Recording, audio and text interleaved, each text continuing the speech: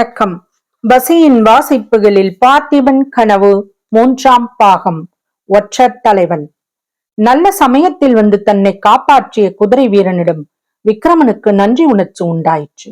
அவ்வீரனுடைய கேள்விக்கு மறுமொழியாக, ஐயா, நான் வியாபாரி, உறையூருக்கு போவதற்காக இந்த குறுக்கு வழியில் வந்தேன்.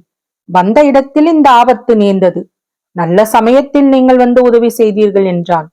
வியாபாரியா? நீர் துலாக்கோல் பிடிக்கும் கையா இவ்வளவு லாகவமாய் கத்தி சுழற்றுகிறது? நம்ப முடியவில்லை ஐயா. என்ன வியாபாரம் செய்கிறீரோ? ரத்தன வியாபாரி. நான் கத்தியை உபயோகிக்கவும் பழகி இருக்கிறேன். அழகுதான். ரத்தன வியாபாரியா இம்மாதிரி காட்டு வழியில் தனியாக கிளம்பினீர், அதுவும் ரா வேளையில்? நரசிம்ம சக்கரவர்த்தியின் புகழை கேட்டு ஏமாந்து போனேன். அவருடைய ஆட்சியில் திருட்டு புரட்டே கிடையாது என்று கடல்களுக்கு அப்பால் உள்ள தேசங்களில் எல்லாம் ஜனங்கள் பேசிக்கொள்வதையும் கேட்டிருக்கிறேன். ஓஹோ, வெளிநாட்டில் இருந்து வந்தீரா? நினைத்தேன். அப்போது எந்த நாட்டில் இருந்து வருகிறீர் ஐயா? எனக்கு செண்பகத்தீவு. செண்பகத்தீவா? நானும் கேள்விப்பட்டிருக்கிறேன். அந்த நாட்டில் ரத்தினங்கள் அதிகம் உண்டு என்று. நல்லது. ரத்தின வியாபாரம் செய்ய வந்த நீர் முதலில் காஞ்சிக்கல்லவா போக வேண்டும்? இவ்வளவு அவசரமாக உறையூர் கிளம்பியது ஏனோ? சொல்லுகிறேன் ஐயா, ஆனால் தாங்கள் யார் என்பதை தெரியப்படுத்தவில்லையே. நான் யாராக இருந்தால் என்ன? என் உயிரை காப்பாற்றியவர் யார் என்று நான் தெரிந்து கொள்ள வேண்டாமா? உம்முடைய உயிரை நான் காப்பாற்றவில்லை, நீரே தான் காப்பாற்றிக் கொண்டீர். 3 பேரை வேலை தீர்த்த உமக்கு இன்னும் ஒருவனை தீர்ப்பது பிரமாதம் ஒன்றும் இல்லை. ஆனாலும் நான் யார் என்று சொல்லுகிறேன். காஞ்சி சக்கரவர்த்தியை பற்றி நீர் கேள்விப்பட்டது பொய்யாக போயிற்று என்றீரே, அந்த சக்கரவர்த்தியின் ஊழியர்களில் ஒருவன் தான் நான், ஒற்றர் படை தலைவன். நீ தனியாக இந்த காட்டு வழியே போகிறீர் என்று எனக்கு தகவல் வந்தது. ஏதாவது அபாயம் நேரலாம் என்று எதிர்பார்த்து உடனே புறப்பட்டு வந்தேன். அப்படியா? என்ன விந்தை! சக்கரவர்த்தியின் ஒற்றற்படை அவ்வளவு திறமையாகவா வேலை செய்கிறது? அப்படியானால் நான் எண்ணியது தவறு.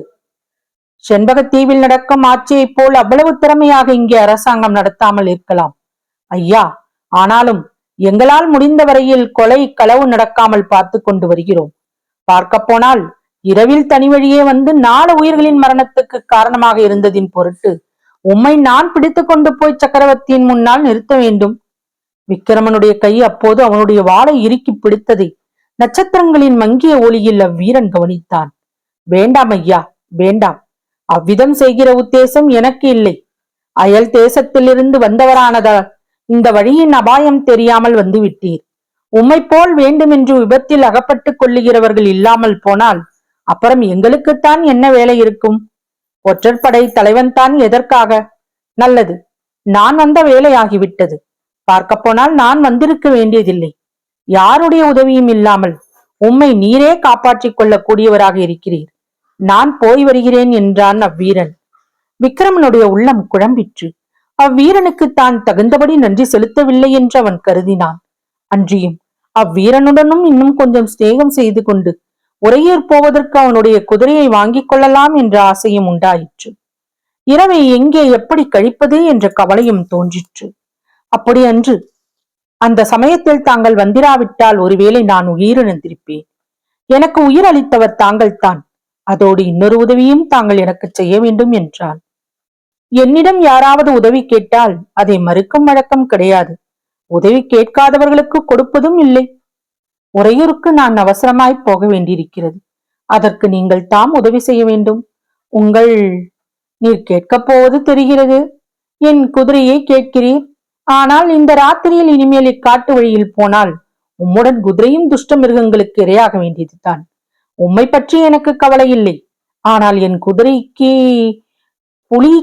குதிரையை புலிக்கு ஆகாரமாக்க எனக்கு இஷ்டமில்லை. வேறு என்ன யோசனை சொல்லுகிறீர்கள்? இங்கிருந்து கொஞ்ச தூரத்தில் ஒரு சிற்பியின் வீடு இருக்கிறது. என்னுடன் வந்தால் அங்கே படுத்திருந்து விட்டு அதிகாலையில் எழுந்து போகலாம். விக்கிரமன் சற்று யோசித்து அப்படியே செய்யலாம் என்றான். கீழே கிடந்த மூட்டைகளை எடுத்து குதிரை மேல் வைத்து கட்டினார்கள்.